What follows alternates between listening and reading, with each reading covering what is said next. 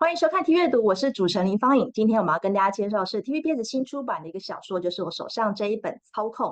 那其实这次很高兴，我们是邀请到《操控》的作者来跟我们访谈哦。那因为呢，这个作者他本身是这个英文母语，所以呢，我们会以英文来进行今天的访问。Okay, so welcome to our show, Mr.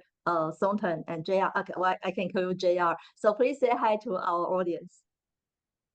Hi everyone, I'm J.R. Thornton, and here to introduce a little bit my new book, Lucien. I'm very happy to be here. Yeah, although it's just a novel, but it shows like the many students maybe have the mental health issues in the like university. So as a Harvard graduate, how do you see this problem in the real world? Like, oh, is there really like this problem like mental health issue in American universities?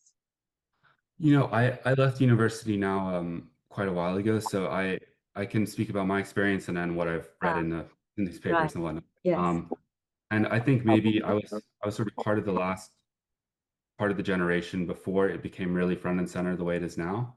Mhm. But it absolutely seems to be a massive problem now, and I think that I think when you think about like what is the purpose of education, you know, a big part of it is preparing kids to go out into the world and to be, you know, well adjusted and happy, have well adjusted, happy lives, and giving them the tools to be successful. And I think, you know, for that generation, it's probably not something that will end with university. It's something that they'll have to deal with the whole lives. And so thinking about how we can prepare them better to deal with adversity or mental health challenges, I think is something that we should be thinking about.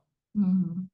And your novel captures the beauty side and the pressure of the elite education. So, do you think that the America's like top universities they help the students to grow, or they just like more maintain the like a privilege for this like elite students?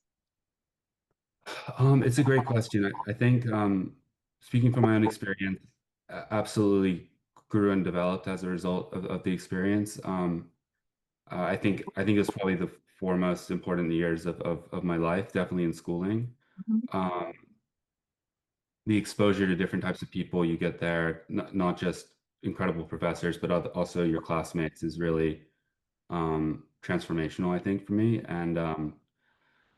Uh, and so I think it absolutely does have that value of helping kids mature and develop and grow. With that said, I think, you know, there is an element of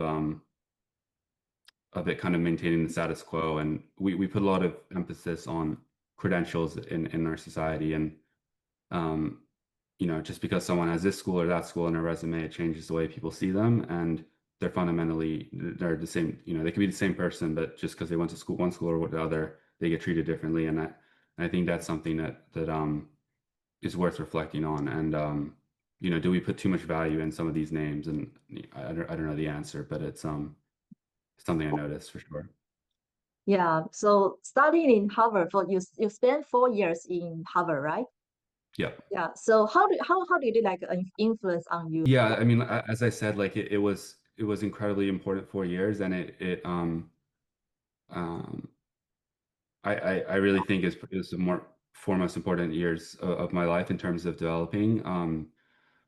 You're surrounded by so many students that are trying to that are very ambitious, that work super hard, that like are trying to do interesting things with their lives, that it's inspiring to you, and it makes you want to push yourself and try harder and learn new things. Um,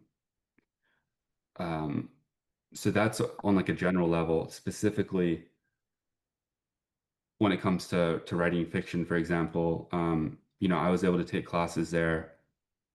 It was 12 students and a professor who was, you know, I studied under three writers there who are sort of three of the most respected fiction writers in the US, especially when it comes to short storytelling. And to be able to learn in that kind of environment where it's, you know, direct access to someone who's an incredible writer was just, you know, an unbelievable experience. And that, you know, from when I arrived to when I left, my writing was a million times better. You know. Yeah.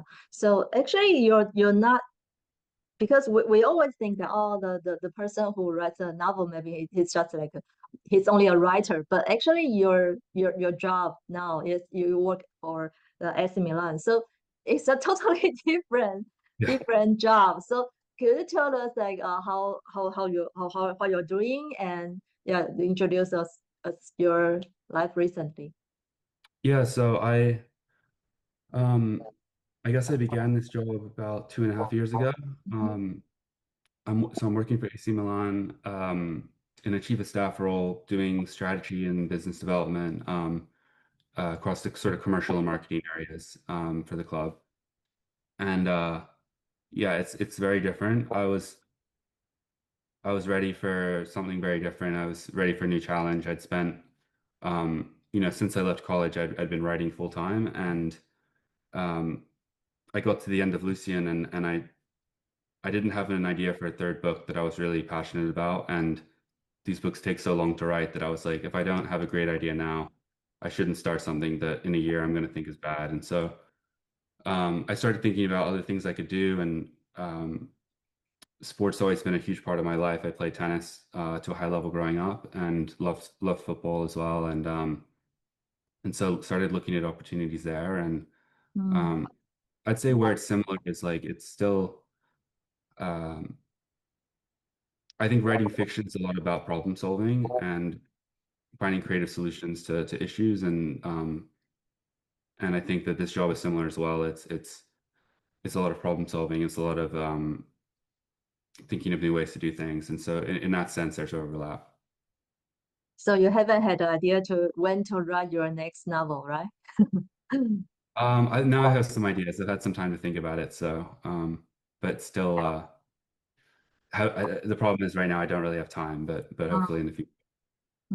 Okay, so we know you studied in Beijing before. So do you have any like plan to come to Taiwan to meet your readers? I'd love to. As I mentioned, it's tricky to take the time off work, but I'm gonna try to hopefully come in the next few months maybe, but I'll keep everyone posted.